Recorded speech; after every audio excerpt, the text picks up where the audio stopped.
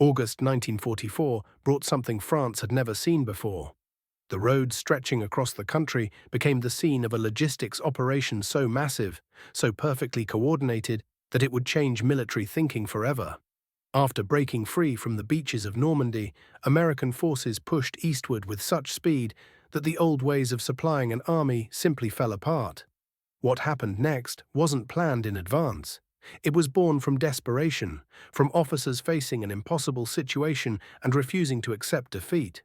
The Red Ball Express emerged as one of history's greatest military supply operations. For German commanders watching their armies retreat, the sight of American truck convoys rolling day and night without stopping represented something they couldn't fight, couldn't stop, couldn't match. It was industrial power made visible on the road, but this wasn't just about moving trucks and counting tonnage. This was something far more significant. Modern warfare had transformed. Battles weren't won anymore just by tactical brilliance or courage. They were won by factories, by production lines, by the ability to move supplies faster than your enemy could move his soldiers. The mathematics of Allied victory were being written in supply chain statistics and production numbers as much as in battle orders. Everything traced back to June 6, 1944, when Allied forces hit 5 beaches in Normandy. That first wave alone brought 156,000 troops, supported by nearly 7,000 ships and landing craft. The scale of it was almost incomprehensible. This wasn't just troops landing, it was an entire mechanical civilization being transported across the English Channel. By the end of June, the Mulberry Harbours had already unloaded 170,000 vehicles. These artificial ports, constructed in England and towed across the water, worked at capacity that beat many permanent European harbours. 7.5 million gallons of fuel flowed through these temporary docks by late June, along with 500,000 tons of supplies. But the breakout from Normandy's bocage country turned out to be far harder than anyone had predicted. After D-Day, the armies stayed pinned to a narrow beachhead, just 50 miles wide and 20 miles deep. For 7 weeks they couldn't move. German soldiers held onto the dense hedgerows, turning every field into a desperate struggle. The fighting was grinding, brutal, and felt too much like the trench warfare of the First World War for anyone's comfort. Then came Operation Cobra on July 25th. American bombers carpet-bombed the German positions west of St. Lo, and finally the German lines shattered. Infantry and armor poured through the gaps, racing out into open countryside where speed became possible. What came next amazed even the commanders who ordered it. General George Patton's Third Army became operational on August 1st, and immediately the pace picked up dramatically. Within weeks, Patton's units were covering 50 to 75 miles per week. Some weeks they covered 80 miles. It was movement at a speed that shouldn't have been possible. By mid-August, forward elements of Third Army had crossed the Seine River, over 150 miles from the beaches. This success created a nightmare for logistics officers. The bombing campaign that had crippled German supply lines before D-Day had also wrecked France's entire railroad system. The rails were useless, twisted metal going nowhere. France's railroads couldn't move what the armies needed. A division in combat required 700 to 750 tons of supplies every single day. With 28 divisions advancing across France by late August, the total demand climbed above 20,000 tons daily. Patton's armoured divisions alone consumed 400,000 gallons of gasoline every day when attacking. The real problem was distance. Trucks had to travel from the beaches all the way to the front lines, then come back empty to get loaded again. As the armies pushed further east, these journeys became longer and longer. A truck making a 200-mile trip from the beaches needed over 50 hours just to complete one round trip. When the front was only 50 miles away, that same truck could make 2 deliveries in a day. By August 20th, the situation had become critical. Fuel and ammunition were running short. Forward units literally couldn't move. They were running out of gasoline while German armies were retreating right in front of them. The rapid advance that had characterized all of August was about to stop, and not because of enemy fire. It was stopping because the supply trucks couldn't keep up. Beginning August 23rd, transportation officers started an urgent 36-hour planning session. They had to find a solution or the whole advance would stall. What they came up with would become legendary. They would create express highways, parallel roads reserved only for military supply convoys. These routes would operate 24 hours a day, 7 days a week, without stopping. The name they chose came from railroad history. Back around 1892, the Santa Fe Railroad marked fast freight cars carrying perishable goods with Red Bulls. Those Red Bull trains got priority over everything else. The name stuck in American railroad culture as shorthand for express delivery. The Transportation Corps borrowed that name for their new operation. Colonel Lyman Albert Reese took command of organizing it. His men called him a tough leader, demanding perfection in every detail. Reese faced an enormous challenge. He needed about 6,000 trucks, 12,000 drivers working in teams of 2, mechanics to keep everything running, traffic controllers at every junction, and a routing system sophisticated enough to handle continuous traffic without creating chaos. Trucks were available. General Motors had built 562,000 CCKW trucks between 1941 and 1945. These 2.5-ton GMC trucks, called Jimmies by the soldiers, had 6-wheel drive, 270 horsepower engines, and 5-speed transmissions with overdrive. They could carry 2.5 tons off-road or 5 tons on decent highways. The American standardization was a massive advantage. Every truck was built to identical specifications. One mechanic could fix any truck. One driver could operate any truck. A spare part for one truck fit every truck in the fleet. This simple standardization gave Americans an edge Germany couldn't match. Germany had started the war with over 150 different truck models in military service. Each one needed its own parts, its own trained mechanics, its own maintenance procedures.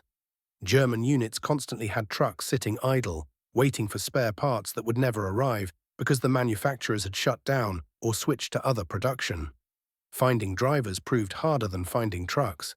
Reese needed 23,000 men willing to drive continuously, day and night, under dangerous conditions. The Army's solution reflected the racial segregation of 1940s America. About 75% of the Red Bull drivers would be African American soldiers.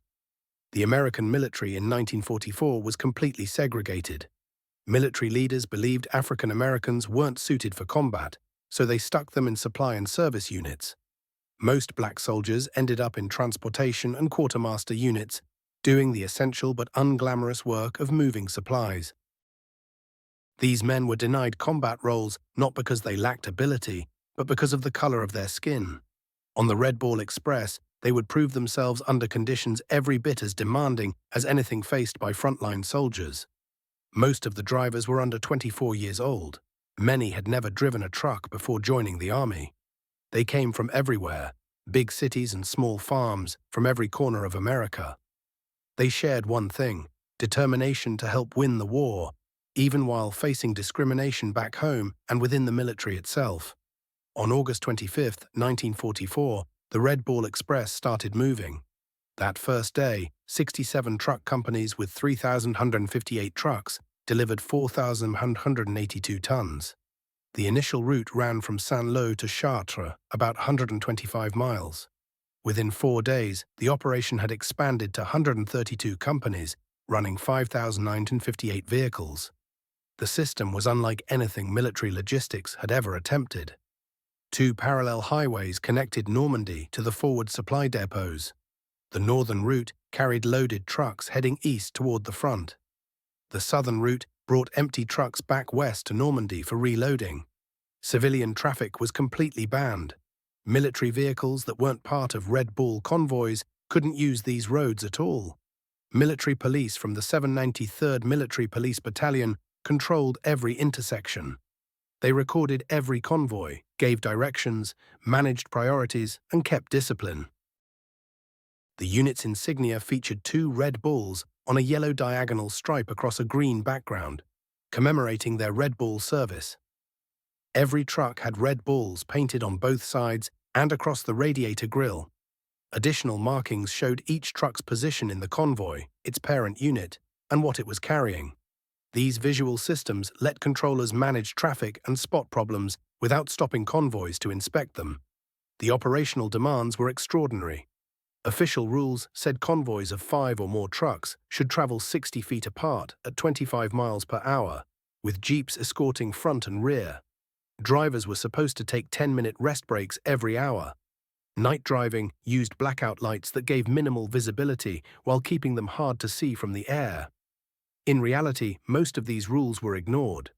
Trucks often left as soon as they were loaded, rather than waiting for full convoys to form. Drivers removed the engine governors that limited speed to 45 miles per hour and regularly drove 60 miles per hour or faster on straightaways. They skipped rest breaks when they felt able to keep going. The mission mattered more than safety regulations. The official round trip from Saint-Lô to Chartres and back was 250 miles and supposedly took 54 hours. Drivers worked in two-man teams, taking turns at the wheel and sleeping in the cab when they could. In theory, each driver got proper rest. In practice, damaged roads, mechanical failures, and operational pressure meant drivers often went days with almost no sleep. Private James Rickard, a 19-year-old from Maple Heights, Ohio, remembered it vividly in interviews recorded for the Veterans History Project. Dead bodies and dead horses lay on the roads where bombs had fallen. He was terrified, but he drove anyway, doing the job and hoping he'd make it home. Being so young and so far from home, anybody would be scared. The physical demands never stopped. Combat and bad weather had torn up the roads, making every drive a punishment.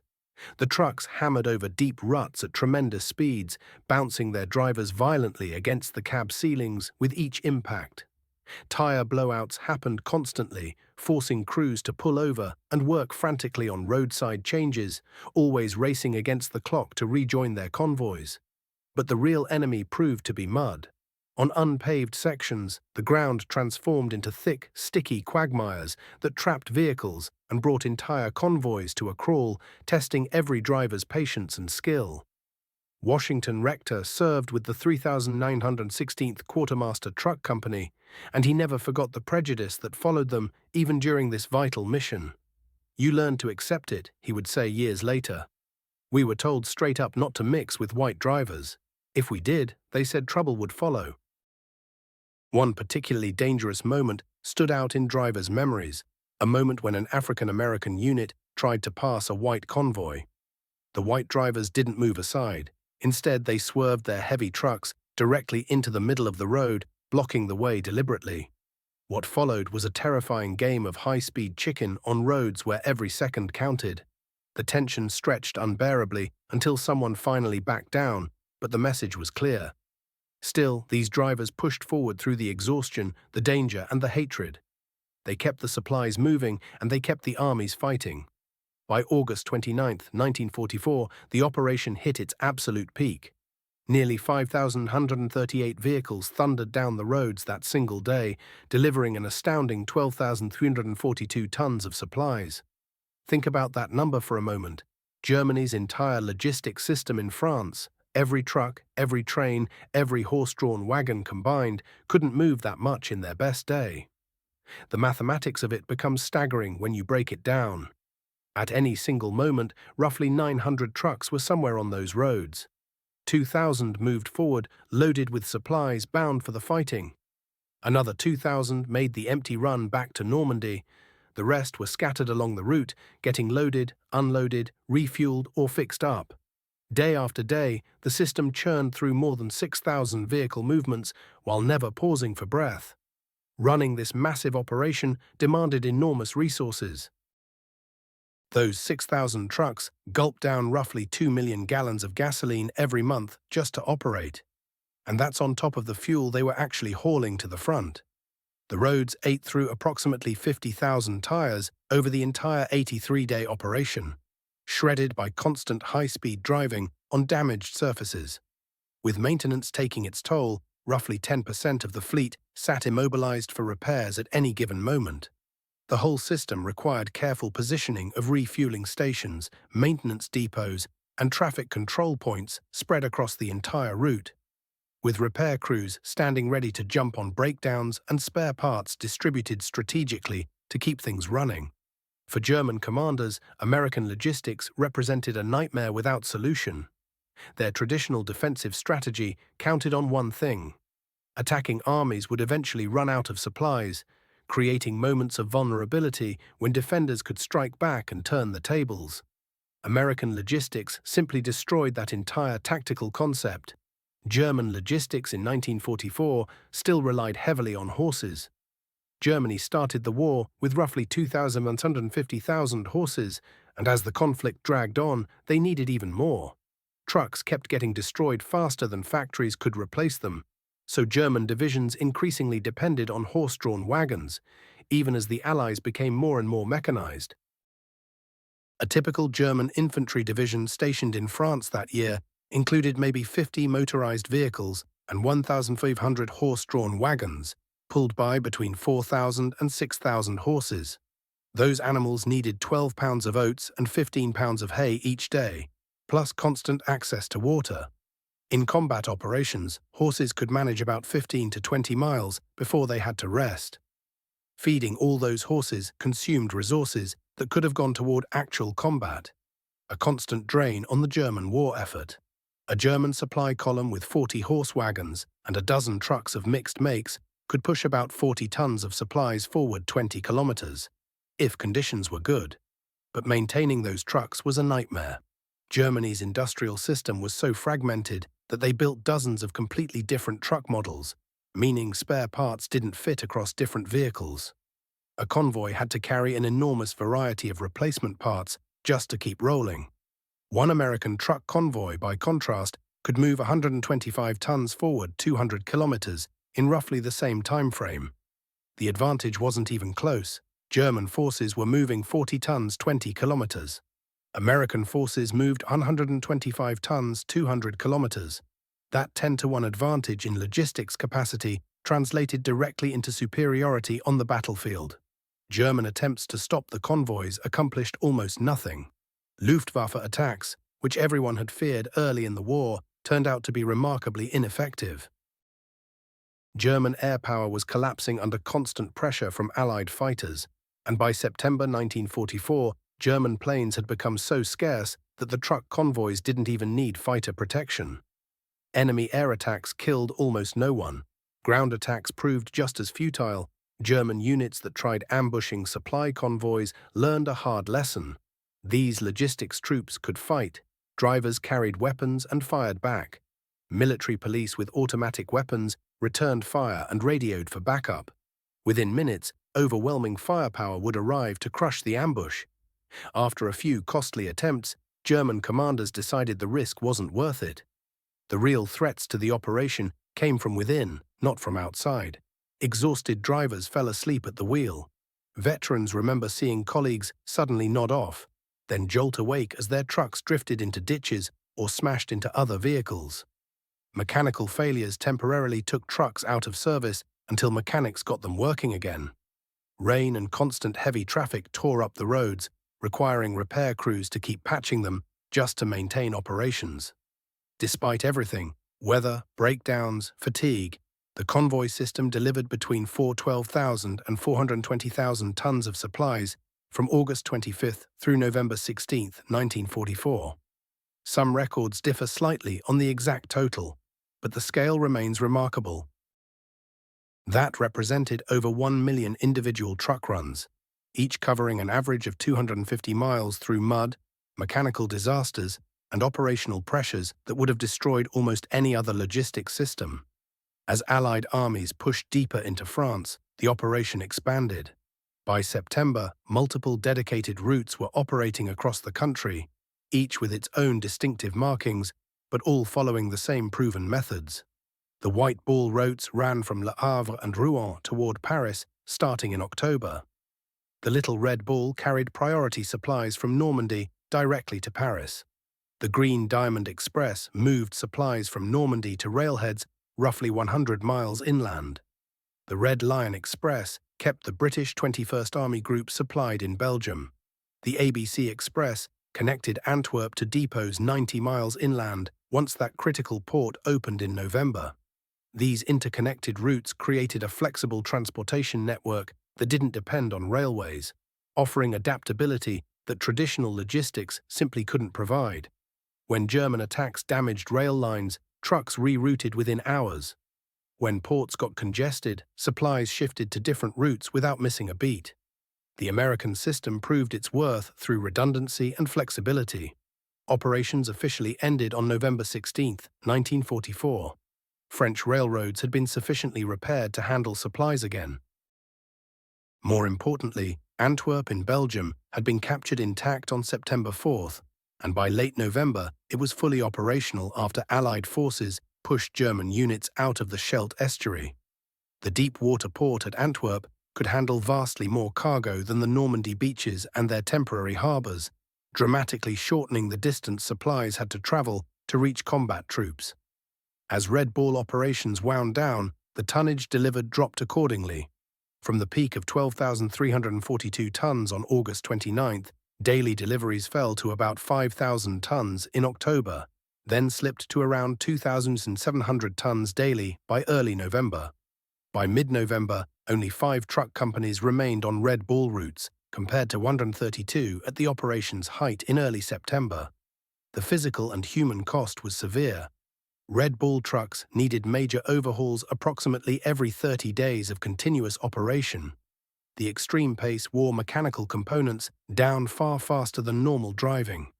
Personnel casualties from accidents, exhaustion, and the occasional enemy attack totaled several hundred, though exact numbers remain uncertain because units were too busy operating to keep perfect records. Yet this price was tiny compared to what the system delivered. Red Ball Express gave Allied armies the ability to chase German forces relentlessly, at the moment when keeping up the pressure might have ended the war in 1944. Despite fuel shortages that forced pauses in September, the sustained offensive from August through October inflicted enormous losses on German forces and pushed Allied armies to Germany's border. Military historians have spent decades debating whether different supply decisions, perhaps concentrating everything on Montgomery's northern route or Patton's southern push instead of spreading resources across the broad front, might have broken through Germany's West Wall defenses before winter, potentially ending the entire war months earlier. These intellectual debates sometimes miss the real point. Red Ball accomplished something genuinely remarkable. The system delivered enough supplies to keep armies advancing simultaneously across a 400-kilometer front, while maintaining the flexibility to respond to changing situations. No army in military history had sustained this kind of operational pace at these distances using only trucks and roads. No previous system had done it. The racial makeup of Red Bull units reflected America's segregated military, but the operation also contradicted everything segregation claimed. African American soldiers served their country despite facing discrimination at home and within the military itself. Their performance on Red Bull proved that what racial prejudice insisted was impossible was actually true. These men possessed every capability that anyone else did. 3/4 of Red Bull drivers were black soldiers assigned to non-combat support roles. Not because they lacked ability, but because military policy in 1944 prohibited African Americans from combat positions. These men drove through enemy territory, operated under fire when German units attacked, and maintained discipline despite exhaustion that would have broken almost anyone else. General George Patton, despite his own racial biases, openly acknowledged Red Bull's vital importance. "The 2.5-ton truck is our most valuable weapon," he said. Colonel John Eisenhower, son of Supreme Commander Dwight Eisenhower, went further, arguing that without Red Bull truck drivers, the advance across France simply wouldn't have happened. After the war ended, African-American Red Bull drivers came home to a still segregated country. Many encountered continued discrimination despite everything they'd done, yet their achievements contributed to pressure for military integration. The performance of black soldiers in support roles and later in combat during the Battle of the Bulge made the absurdity of segregation increasingly impossible to ignore. President Harry Truman's 1948 executive order integrating the armed forces drew support partly from evidence that segregation actually weakened military effectiveness. Red Bull drivers grasped this contradiction in real time.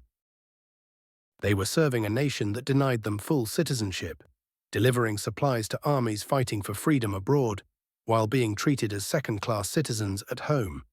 The Double V campaign, promoted by black newspapers, Victory against fascism abroad and racism at home captured exactly what Red Bull soldiers embodied. In September 1985, 41 years after operations ended, surviving Red Bull drivers gathered for a reunion in Alexandria, Virginia. Over 500 former drivers came with their families to share stories. Former Corporal Charles Johnson, who directed traffic with the 703rd Military Police Battalion, spoke about what their contribution meant. The drivers had moved over 400,000 tons in 83 days, keeping armies advancing when standard logistics theory said the supply system had to collapse. The lessons learned from Red Bull shaped American military logistics for decades afterward. Similar dedicated supply routes appeared during the Korean War, though smaller in scale. Vietnam logistics borrowed Red Bull principles and adapted them to Southeast Asia, creating routes like Route 19 and the Ho Chi Minh Trail for interdiction operations. When military planners sat down in 1991 to chart the course for Desert Storm, they found themselves turning back to the pages of history. The Red Bull Express operations from the Second World War became required reading for those designing supply systems that would support the liberation of Kuwait. Modern American military thinking rests on three pillars: logistics, flexibility, built-in redundancy, and the ability to maintain relentless operational momentum through superior supply chain management. Every one of these principles traces back to hard lessons learned during Red Bull and the broader logistics achievements that kept Allied operations moving across Europe during World War II. The structure of how armies organized supply operations evolved directly from wartime experience. Theater sustainment command structures, centralized logistics planning, and joint logistics operations all emerged from what military leaders learned during the Red Bull period. When General Dwight Eisenhower was asked to name the 6 most vital weapons that had won the war in Europe, his answer surprised many observers. Alongside the Dakota C-47 transport aircraft, the Jeep, the bazooka, the atomic bomb, and the bulldozer, he placed the 2.5-ton truck. This wasn't a casual comment. Eisenhower had commanded every weapon system in the entire Allied arsenal and understood warfare at its deepest level. His assessment underscored a profound truth.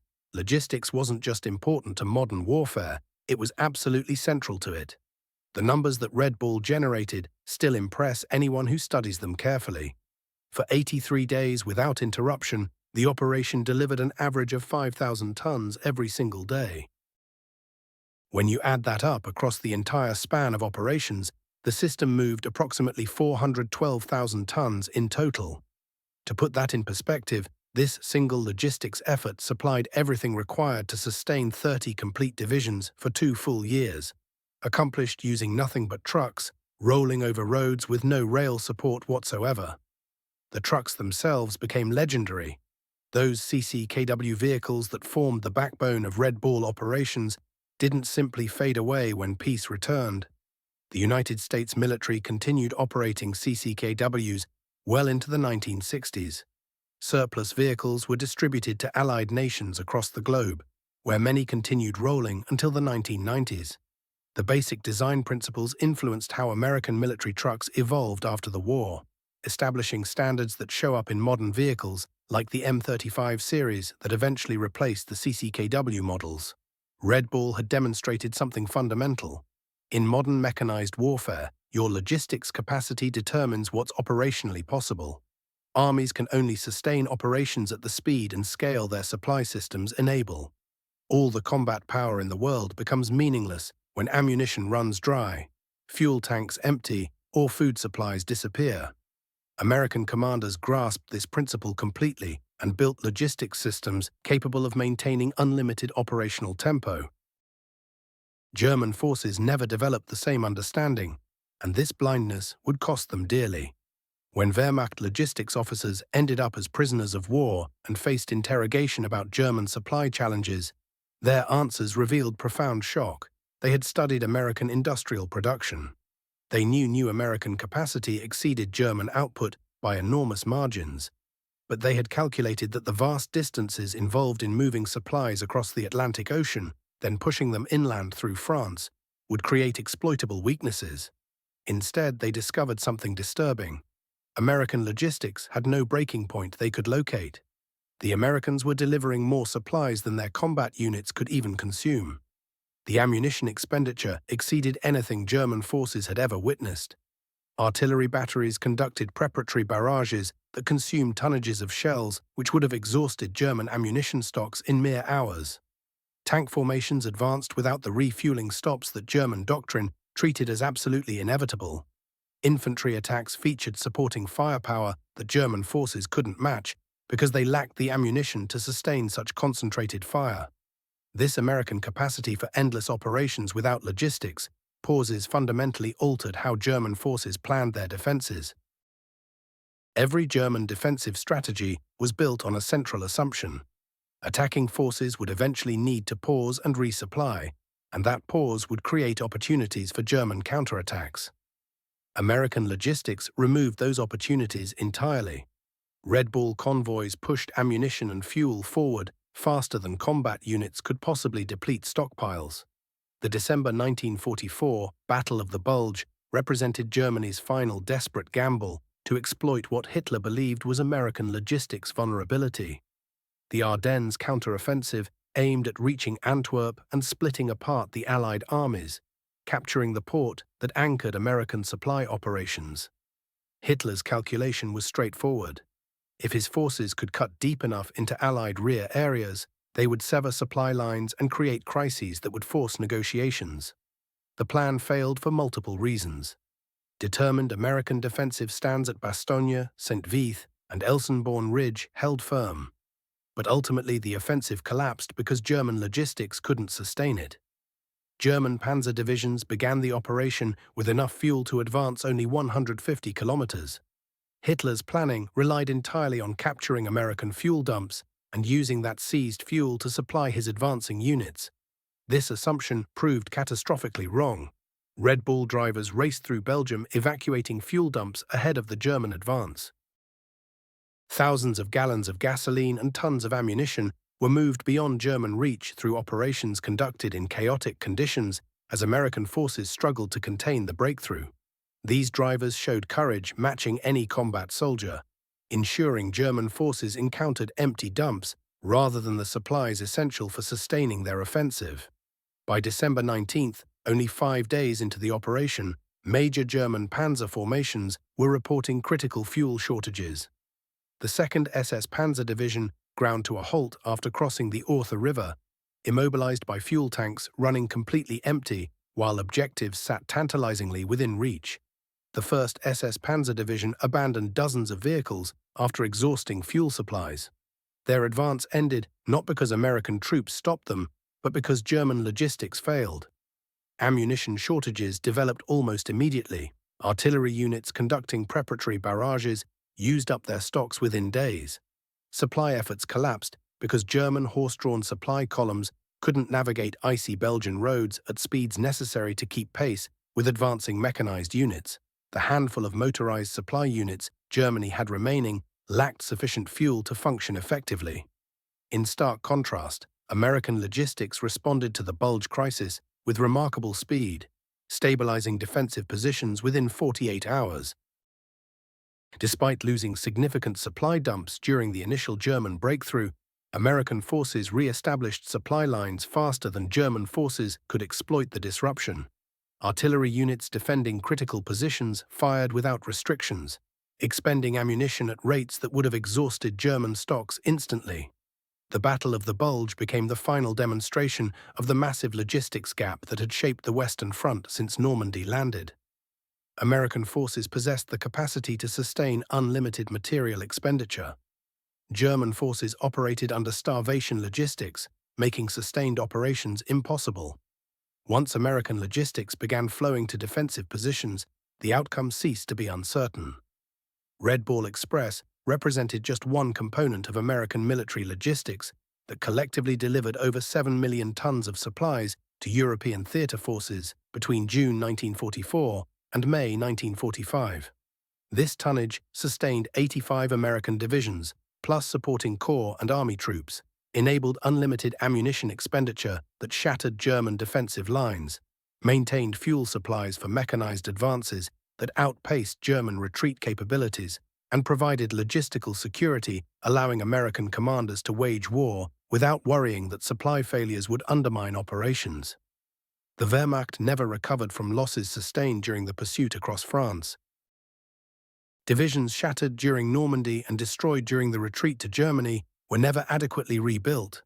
Equipment losses exceeded the industrial replacement capacity.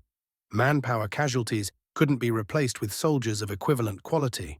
Most critically, logistics deficiencies that had hampered German operations throughout the entire war became insurmountable as Allied air superiority destroyed rail networks and fuel shortages immobilized remaining motor transport. Germany's horse-drawn logistics system, already obsolete when the war began, proved completely inadequate for modern mechanized warfare. The approximately 3 million horses Germany employed during World War II represented an enormous logistics burden, consuming resources desperately needed elsewhere, limiting operational tempo, and creating vulnerabilities that American mechanization ruthlessly exploited. Every ton of fodder transported to feed horses was a ton unavailable for ammunition or fuel. Every unit delayed waiting for horses to rest was a unit unable to respond to fast-moving mechanized attacks. The contrast between American trucks and German horses epitomized the fundamental industrial gap that decided the war's outcome. American factories produced standardized vehicles in quantities that seemed almost impossible. German industry struggled to maintain production of diverse vehicle models, using increasingly scarce resources and forced labor that couldn't match the productivity of free workers. When the war ended in May 1945, American forces in Europe operated the most sophisticated logistics system ever developed. This system had sustained the largest amphibious invasion in history, supported the fastest sustained advance in modern military operations, overcome setbacks during the Bulge offensive, and delivered Allied armies to the Elbe River on schedule. Red Ball Express represented one component of this system, but its symbolic importance exceeded the actual tonnage it moved. Those trucks rolling through France in autumn 1944, marked with red balls and driven by exhausted soldiers pushing through one more supply run, represented everything that made Allied victory inevitable. They demonstrated American industrial capacity. They proved that logistics could win wars as surely as battles. They showed that determination and organization could overcome any obstacle. Red Ball Express became the visible symbol of American logistics dominance, rolling through France in endless columns that could be counted but never stopped. Those young drivers, many of them African-American soldiers serving their nation while facing discrimination, proved more valuable to victory than anyone had anticipated. They kept armies moving when supply constraints should have forced pauses. They delivered ammunition enabling unlimited fire support. They hauled fuel-sustaining mechanized advances. They moved supplies feeding soldiers and maintaining equipment. Through their efforts, they won the war as surely as infantry storming Omaha Beach, tankers breaking through at St. Lo, or airborne soldiers holding Bastogne. Red Ball Express demonstrated a lasting truth. In modern warfare, supply sergeants win battles as much as combat commanders. The logistics sustaining operations determined what was operationally possible. American truck drivers delivering thousands of tons daily through French countryside proved more decisive than elite German formations lacking fuel to reach objectives. This was the lesson that logistics demonstrated. This was the reality that destroyed assumptions about American industrial weakness. This was the truth that Germany's leadership failed to grasp when they challenged the world's greatest industrial power. American trucks rolling through France carried not just supplies but proof of a fundamental principle. Industrial capacity wins modern wars, and America possessed industrial capacity on a scale Germany could never match. Red Ball Express operated for 83 days. In that period, it delivered approximately 412,000 tons, wore out 50,000 tires, and exhausted thousands of young drivers who pushed themselves beyond reasonable limits because soldiers at the front desperately needed what they carried. Those 83 days changed military logistics forever and helped end World War II in Europe by ensuring Allied armies never had to slow for lack of supplies. The American military hadn't imagined before the war that it would need to create such a system. But when necessity demanded innovation, American ingenuity, industrial capacity, and the dedication of thousands of soldiers created a logistics operation that became legendary. Red Ball Express proved that modern military power depends as much on supply chains as firepower, that victories are won in factories and on supply roads as much as on battlefields, and that the soldiers who drive trucks deserve recognition equal to those who drive tanks. History remembers the dramatic moments, the landings at Normandy, the liberation of Paris, the crossing of the Rhine. But behind every advance stood the unglamorous but essential work of logistics. Red Ball Express operated for less than 3 months in 1944, yet demonstrated that American industrial might extended far beyond weapons production to include the organizational capacity to deliver those weapons where and when they were needed. That was America's true secret weapon, not just the ability to produce more than any adversary, but the capacity to deliver production to the point of need faster than enemies could respond. Red Ball Express symbolized this advantage, rolling through France day and night, delivering victory one truckload at a time.